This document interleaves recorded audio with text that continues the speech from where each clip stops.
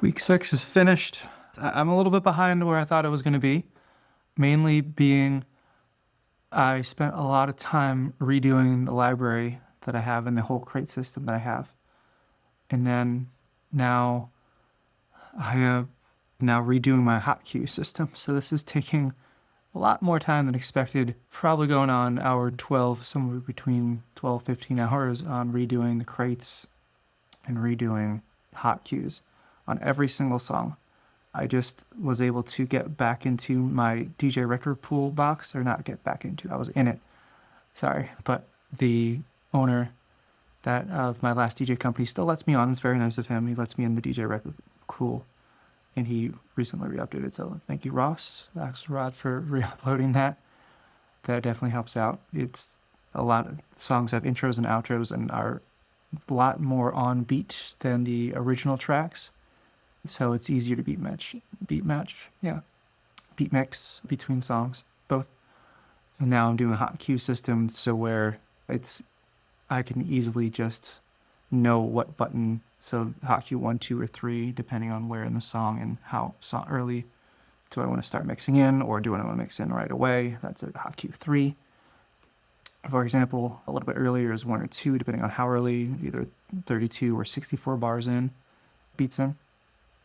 Actually, so setting that all up so it's going to be super easy to mix, where I can easily choose the next song, easily know when to cue that next song up with very little cognitive load is the term that I'm basing this off of Tiago Forte's Building Second Brain, applying that to DJ library and crates and hot cue system. So it's just, the system is super easy.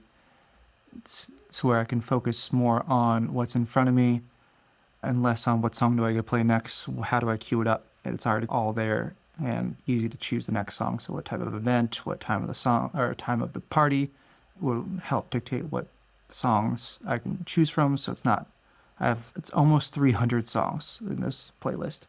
And now I have it chunked, so it's like 50, 75 songs or less to choose from in each little crate, depending on that. So it's less cognitive load. And if I'm at an EDM song, I may not go to an oldies track kind of thing. So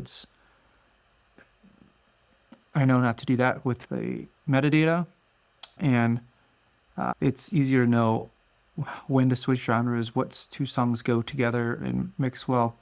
All these things. It's really nice to make it so it's super easy to choose the next song. A lot of times I should know the song that I want to do and what the feeling of that song is, not really the BPM or the key. Doesn't matter as much, as opposed to the feeling of the song is what matters the most. But you can use the key or the BPM is all right. Doing that, finishing up the cue point system. So I am about a week behind. I think I'm going to push everything maybe a week back so that I have good video. The main thing is having good video so that I can show these DJ companies that I'm going to reach out to. Because if I don't have video, which is what happened in college, I just have pictures of me DJing, and that's not good enough for these DJ companies. They want to see me actually doing the thing, and it's hard to get a job if you don't already have the job, as a lot of people know coming out of college. So you have to have people that will take a slight chance on you, but knowing that having at least that video of a 3-song mix or a 10 to 15 minute mix that they can see, and then put you out to be an assistant first. So it's basically almost starting from the bottom again, but I at least not starting from the absolute bottom. I know how to DJ. I just got to prove to these companies that I can do it and I'm a reliable source kind of thing. So once I can put off the proof assets, as I guess that's what it's called, once I can get those things going, things will start moving. And eventually, one of these companies are going to take me on, I hope. Thank you. There's about 20, 30 I have in mind in the Tampa and Orlando area, and then I'll reach out to the Miami area later. It's 3 or 4 hours from Miami and 1 to 2 for Orlando and Tampa. So I want to keep the drive short, because if I'm done at an event at 1 a.m., I don't want to be driving back super late. If I had to do a mitzvah in Boca Raton, for example, I may end up just getting a hotel for that night, so I'm not driving at 3 or 4 in the morning after a very extraneous day. So I'll save those Miami companies for later, and I'll just stay with Orlando and Tampa at the moment. And I'm going to keep going. So finishing up HotQ system, back to practicing, hopefully by Friday. I'm doing this on Tuesday because I'm actually busy tomorrow, so I'm a day early for my vlog. But I should hopefully be back to practicing Friday.